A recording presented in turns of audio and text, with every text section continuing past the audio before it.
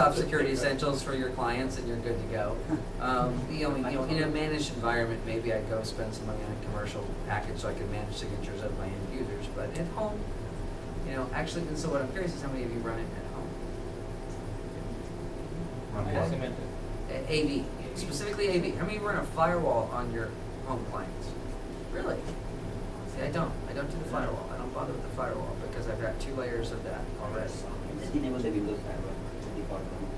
Yeah, I don't use any sort of, this one runs in stealth mode. What does that mean by stealth mode? It's an IP black hole. In other words, anything you send to it, no ping, no nothing, do I reply back. If it originates outside this machine, it doesn't reply back. That's why I use it. How do you, if you browse the internet, etc., how the server can send to the because I make the request. It originates the state, it's a stateful, it's like you're running a stateful firewall almost all the time on the machine. I originate the request. So nothing, it doesn't give me anything I don't ask for. Anything I don't ask for just gets dropped. Okay, so that's one way to handle this. Oh, Linux box will do that. Windows, it takes a little bit, you essentially, you gotta go find some firewall product to do that. But the thing is, the reason I ask is because, again, it goes back to our concept. Don't ignore at the very beginning of Sean's book, or even this book, where he goes through those security concepts. That's probably one of your best reviews when you start to go sit in that exam again. Because if you start thinking about this, defense in depth, and they say, what should you have had? Well, okay, that means, you notice I said I don't have a firewall here. That's because I'm behind 2 others. I have the one that's built into the router, and then I have my own that I put in between for the whole house. All right, so there's 2. Okay, I feel fairly safe behind those 2. I'm not going to add the overhead here. Right, but it's this idea of depth and having multiple options available to you here. Here's the thing with all of this now. So we talked worms. She does mention, she says multi-part.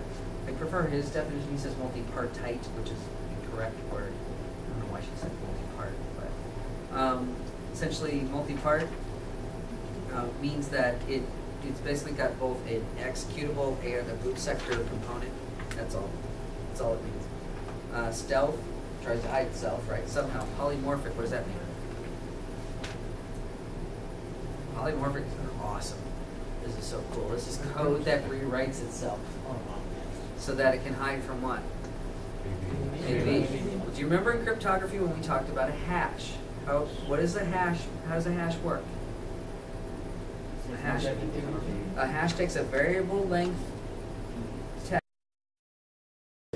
and creates a fixed length hash. We call it the hash, or a message digest. Very good. Okay. That's all a virus signature is. It's a hash of the virus code. We take the sample that we have. We literally had a place called Sarah, which is the research. All right, the antivirus research. Sarah would had live samples of this code, would take the code, generate a hash, our own hashing algorithm, but it was our hash, and that was our signature. So we could match. In the virus, just to let you That's what polymorphic, which is why. So how good are signature antivirus systems then? Not very. What you want instead, and I think they talk about it, both books talk about this idea of what? Heuristic, which is doing what? There's different kinds of heuristic ones. Some are simply behavior-based, which they think, for example, if your process normally is designed to open files, and then suddenly we see your process writing to registry keys, that's kind of raise a flag, and we literally keep it in our software. We kept like an internal score. And once you hit a certain, we call it the clipping level. Once you hit a certain level in that score, boom, we consider that was bad behavior. We might lock that process. Okay.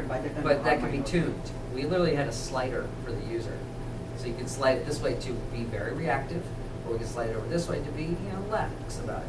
And that was what's called bloodhound was our term for ours, right? Bloodhound technology. See, it was sticking that out. So bloodhound technology. The other way is they literally, the antivirus software has a sandbox. And before that new process runs, the AV software runs it as a spawn process, as a thread, and checks to see, watches what it will do. It's those are the, we could do some of this with SAP. So we would run it, and if it looked bad, kill the whole thing down and drop it out.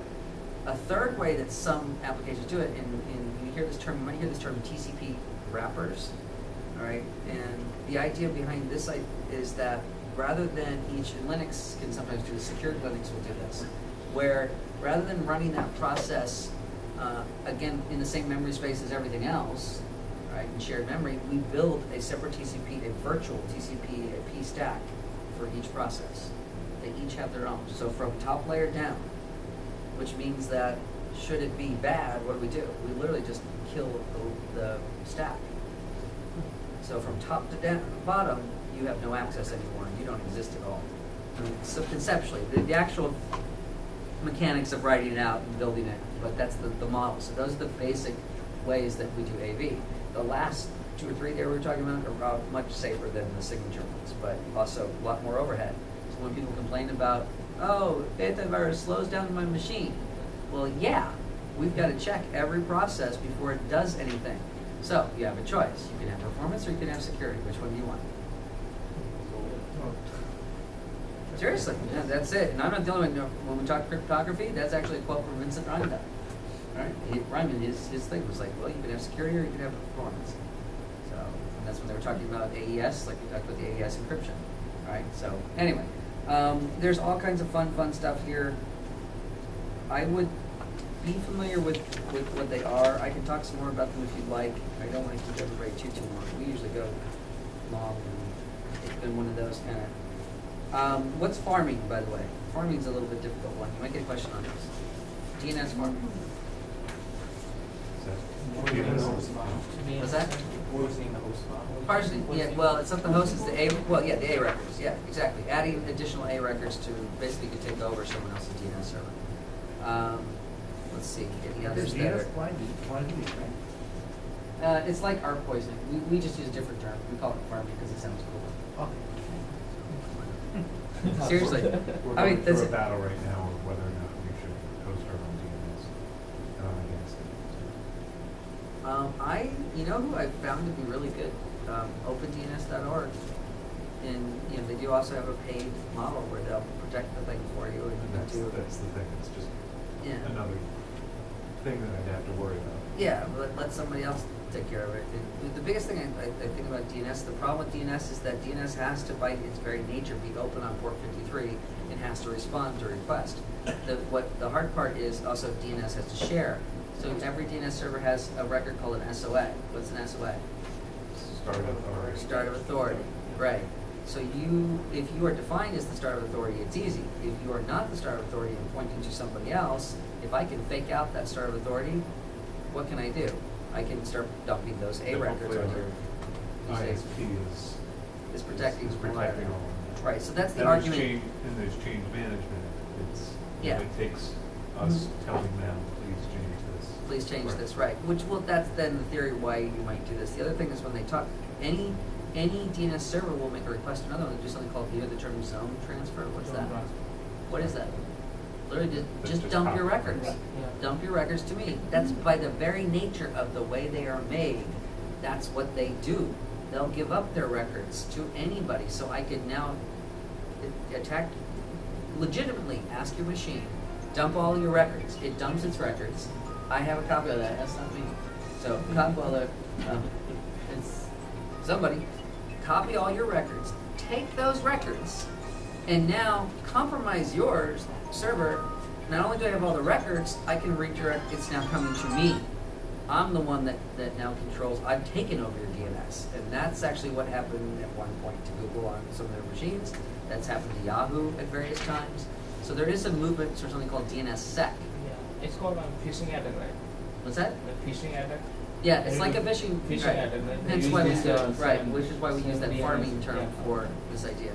Yeah.